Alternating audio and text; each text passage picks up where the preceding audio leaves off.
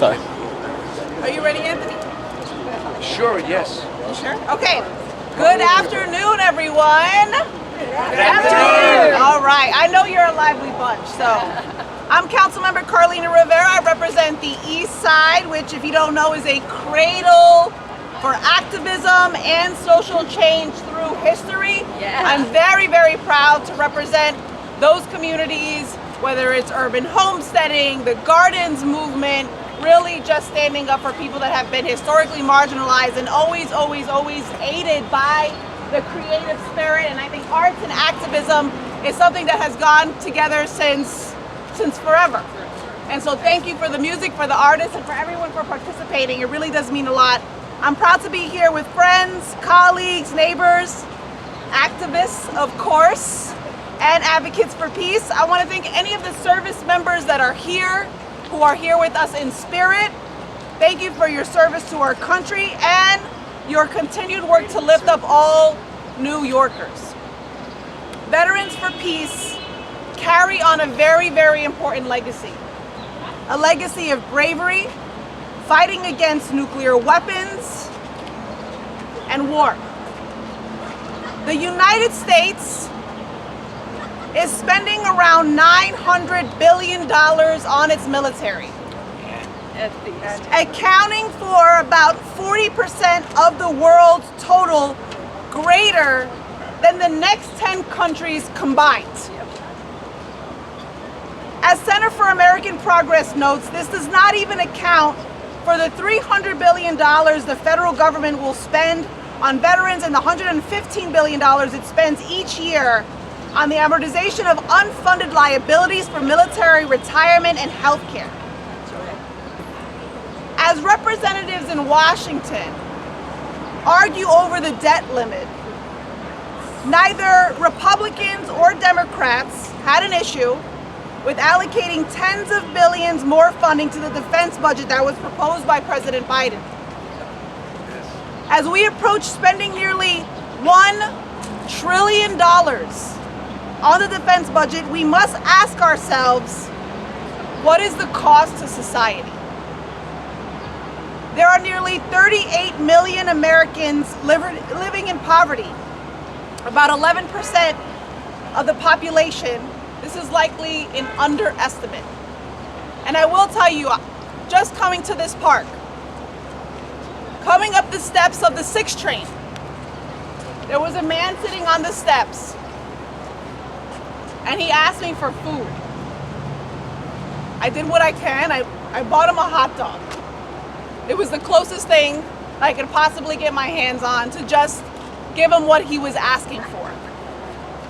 How many other people are walking just in this city, the wealthiest city on earth, with more millionaires and billionaires than ever, who just want food, water, access to education, healthcare? These are not just basics, these are essentials. So many are living with scarcity when the richest government in the world could be investing resources to lift up our people here at home. That's part of the reason, one part, why I'm carrying the Move the Money resolution at City Council, supported by the Move the Money Coalition and our friends here today. This resolution is simple. We call on the federal government to fund programs and services that will uplift the American people. People know what makes them feel safe. Excellent health care, stable, permanent, good-paying jobs, quality schools, and decent, affordable housing. A 2022 national survey showed that 56% of Americans support cuts to the defense budget. Right now, in New York City, vital services are being cut and are threatened to be cut, while a democratically controlled Congress has given the military more money than President Biden even proposed. This isn't right. Moving the money would make such a significant impact on the lives of working class people in New York City and across the country. So I want to thank you all for inviting me here to join you today. I'm incredibly humbled and very, very honored. We are honored for your important work to shift our priorities. Shift our priorities of a government that for too long has funded the military while neglecting to meet the needs of the most vulnerable among us. So I'm going to invite organizers, people here that you're very, very familiar with, to talk a little bit about their work. I want to start with our Move the Money coordinator, Tara Curry. Yeah. Woo, Tara! Thank you. Yeah, Tara. Thank you very much, Carlina. And especially, I hope everyone here thanks Carlina very much, because she has taken this on.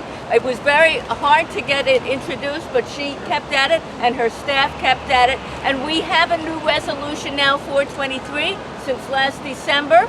And we already have 25 co-sponsors of this resolution, and we've got more coming on in just 5.5 months.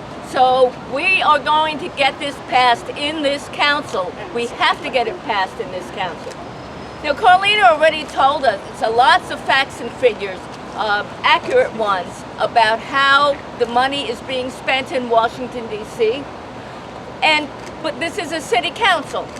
But that's because we need our leadership to say that this military spending at the national level is pauperizing us at all levels of government, at all levels of society. Just this morning, I read in the New York Times that there are 45,000 children who will not be able to go to their summer program because there isn't enough money, there aren't enough seats.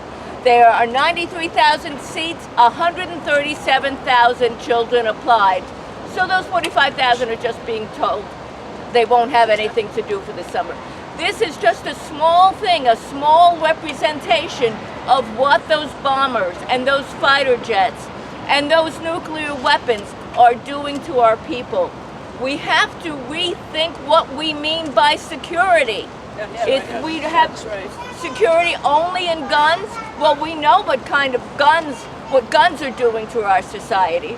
When we don't have summer programs, when we are cutting school budgets, we are cutting food stamps, we are cutting anything that makes human life more pleasant, more bearable, because we want more guns.